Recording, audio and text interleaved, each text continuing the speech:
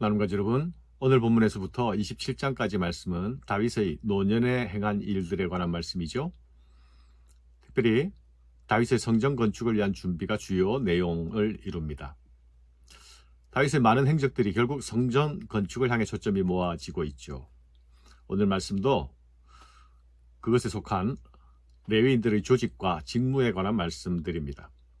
역대기 기자가 성전과 레위인들에 대하여 이런 특별한 관심을 가지는 것은 귀한 공동체의 당면 과제가 그동안 무너져 있던 성전 중심의 예배 회복이었기 때문입니다. 다윗은 예루살렘 성전 예배를 위해서 조직 개편을 단행하게 되는데요. 먼저 솔로몬을 왕으로 세웁니다. 그리고 그로 하여금 성전 건축의 소명을 감당하도록 준비시키죠. 다음 레위인들을 계수하고 직임을 조직합니다. 그들에게 각각 제사장, 찬양대, 문지기 등의 직무를 맡기죠. 하나님께서 각 직무자들에게 맡기시는 역할이 있습니다. 이들은 모두 하나님 앞에서 충실히 봉사하고 하나님의 뜻을 따라 믿음과 순종으로 사명을 완수해야 하는 것이죠. 성전 직무의 중심에는 여호와 하나님이 계시기 때문입니다. 여러분, 레위인들은 어떤 사람들입니까? 그들은 야곱 12아들 중 레위의 후손들이죠. 하나님께서 이들을 특별히 영적 장자로 구별하셨습니다. 이들은 가나안 정착 후에 기업을 받지 않고 대신 성전 봉사와 제사장 직무를 받습니다. 이들 레위인은 크게 아론의 계열인 제사장 계열과 비제사장 레위인으로 각각 나누어지지요. 이들은 성막과 성전에서 각각 다양한 역할을 수행하게 됩니다. 성막에서는 제사 준비와 성막 운반 관리 등을 맡았습니다. 또한 이들에게는 율법을 교육해야 할 직임도 명시되어 있는 걸 아시죠? 레위기 10장 11절 말씀과 신명기 33장 10절 말씀에 이것들을 명시하고 있습니다. 모든 규례를 이스라엘 자손에게 가르치라. 레위기 10장 말씀이고요. 신명기 33장에서는 레위에 대하여는 일러스되 주의 법도를 야곱에게 주의 율법을 이스라엘에게 가르치며 주 앞에 분향하고 온전한 번제를 주의 제사 위에 드리리로다.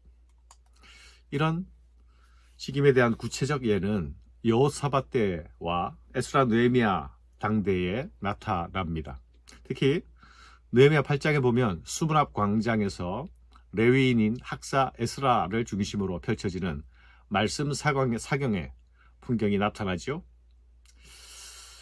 레위기야 8장 7절에 보면 레위 사람들은 백성이 제자리에 서 있는 동안 그들에게 율법을 깨닫게 하였는데 하나님의 율법책을 낭독하고 그 뜻을 해석하여 백성에게 그 낭독하는 것을 다 깨닫게 하니 백성이 율법의 말씀을 듣고 다 우는지라. 학사 에스라의 말씀 사역을 통해서 귀한 공동체가 회개와 부흥을 경험하게 되었던 것이죠. 이런 레위인들은 다윗 때에 와서 구체적으로 조직 정비를 하게 됩니다.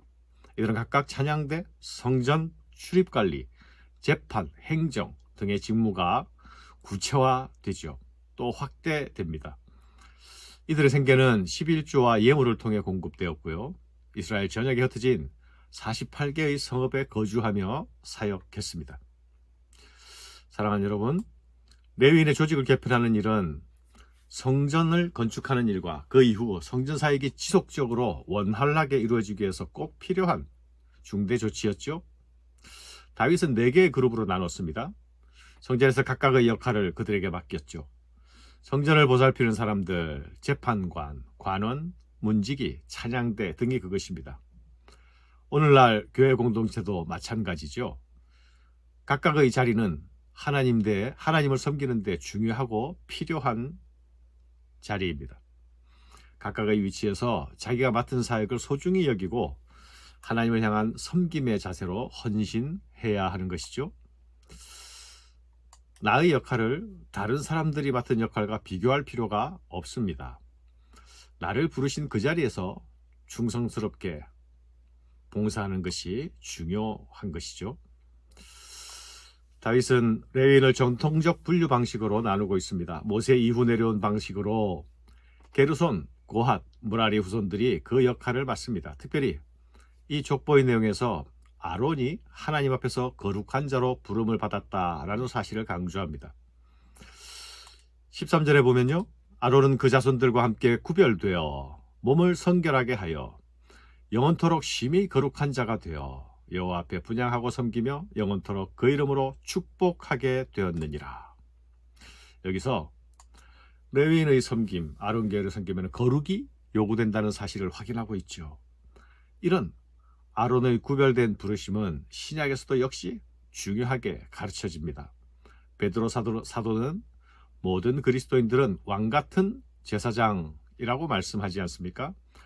너희는 택하신 족속이요 왕같은 제사장들이요 거룩한 나라요 그의 소유가 된 백성이니 이는 너희를 어두운 데서 불러내어 그의 기이한 빛에 들어가게 하신 이의 아름다운 덕을 선포하게 하려 하심이라.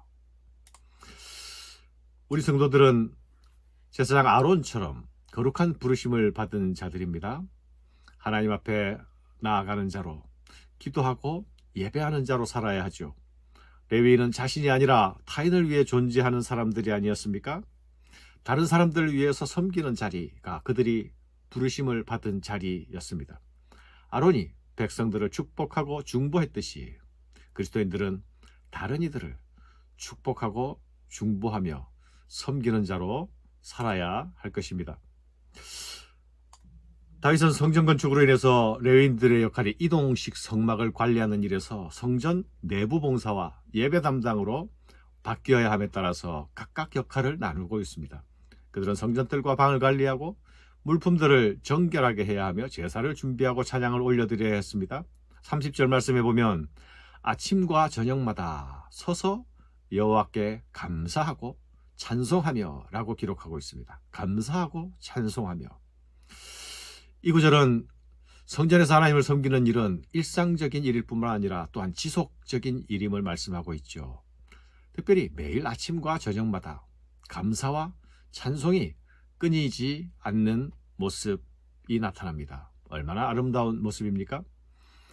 우리의 삶도 이렇게 하나님께 올려지는 매일의 제사, 감사와 찬송의 제사가 되어야 하겠습니다. 바울은 로마서 12장 1절에서 이렇게 말씀합니다. 그러므로 형제들아 내가 하나님의 모든 자비하심으로 너희를 권하노니 너희 몸을 하나님이 기뻐하시는 거룩한 산 제물로 드리라. 이는 너희가 드릴 영적 예배니라. 우리 구원받은 백성들은 우리의 삶이 곧 예배가 됨을 기억해야 합니다. 우리의 모든 일상의 순간들이 하나님을 기억하고 하나님을 찬양하며 하나님께 감사하는 삶이 되도록 해야 하겠습니다. 감사합니다.